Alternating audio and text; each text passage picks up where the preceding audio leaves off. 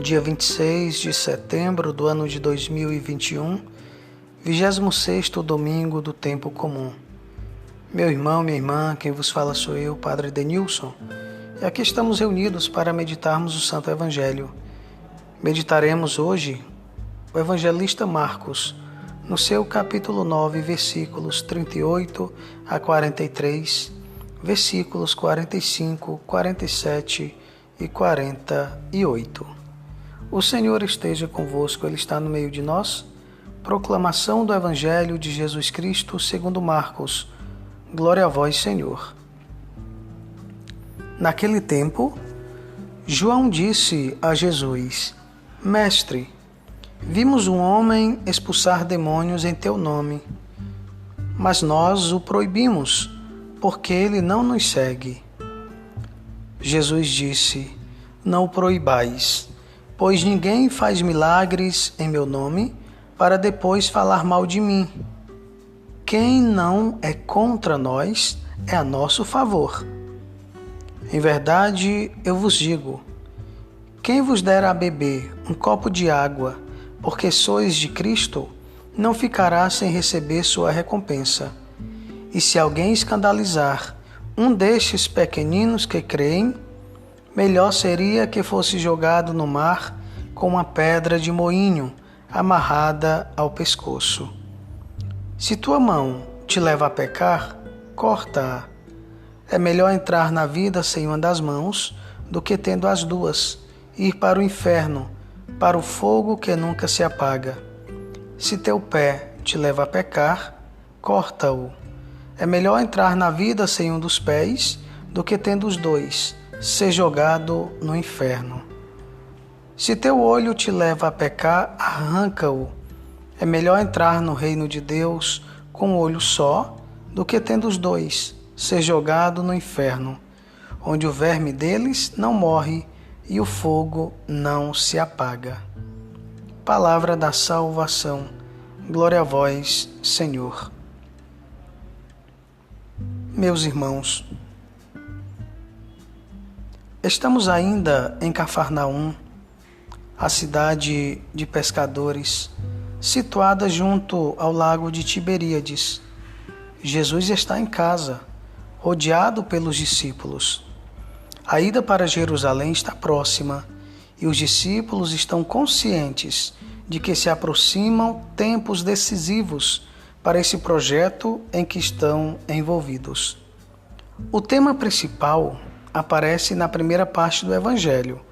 Refere-se à necessidade da comunidade cristã ser uma comunidade aberta, acolhedora, tolerante, capaz de aceitar como sinais de Deus os gestos libertadores que acontecem no mundo. O Evangelho deste domingo apresenta-nos um grupo de discípulos ainda muito atrasados na aprendizagem do caminho do reino. Eles ainda raciocinam em termos de lógica do mundo e têm dificuldade em libertar-se dos seus interesses egoístas, dos seus esquemas pessoais, dos seus preconceitos, dos seus sonhos de grandeza e poder. Eles não querem entender que para seguir Jesus é preciso cortar com certos sentimentos e atitudes que são incompatíveis com a radicalidade que a opção pelo reino exige. As dificuldades que estes discípulos apresentam no sentido de responder a Jesus não nos são estranhas.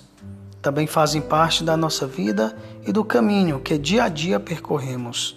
Assim, a instrução que neste texto Jesus dirige aos seus discípulos serve-nos também a nós. As propostas de Jesus destinam-se aos discípulos de todas as épocas. Pretendem ajudar-nos a purificar a nossa opção e a integrar, de forma plena, a comunidade do reino.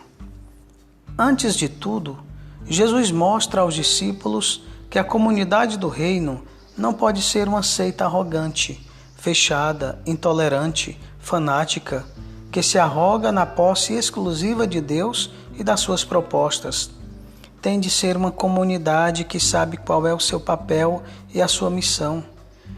mas que conhece que não tem o exclusivo do bem e da verdade e que é capaz de se alegrar com gestos de bondade e de esperança que acontecem à sua volta, mesmo quando esses gestos resultam da ação de não crentes ou de pessoas que não pertencem à instituição igreja.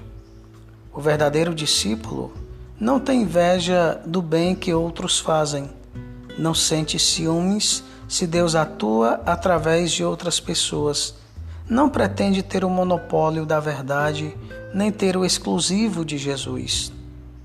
O verdadeiro discípulo esforça-se cada dia por testemunhar os valores do reino e alegra-se com os sinais da presença de Deus em tantos irmãos com os outros percursos religiosos que lutam por construir um mundo mais justo e mais fraterno.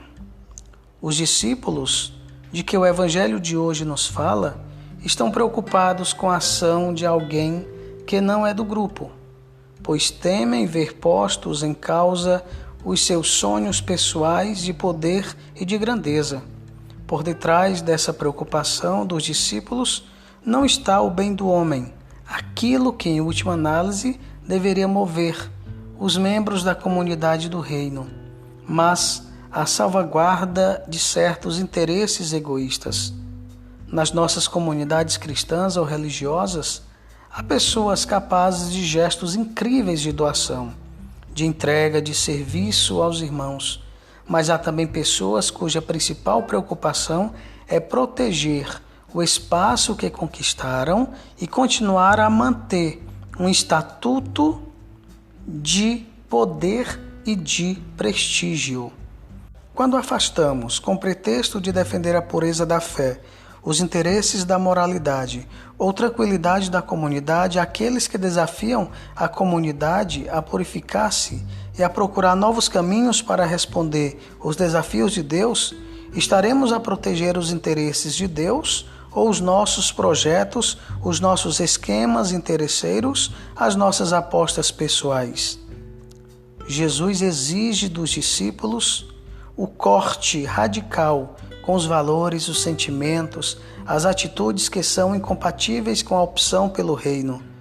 O discípulo de Jesus nunca está acomodado, instalado, conformado, mas está sempre atento e vigilante, procurando detectar e eliminar de sua existência tudo aquilo que lhe impede o acesso à vida plena.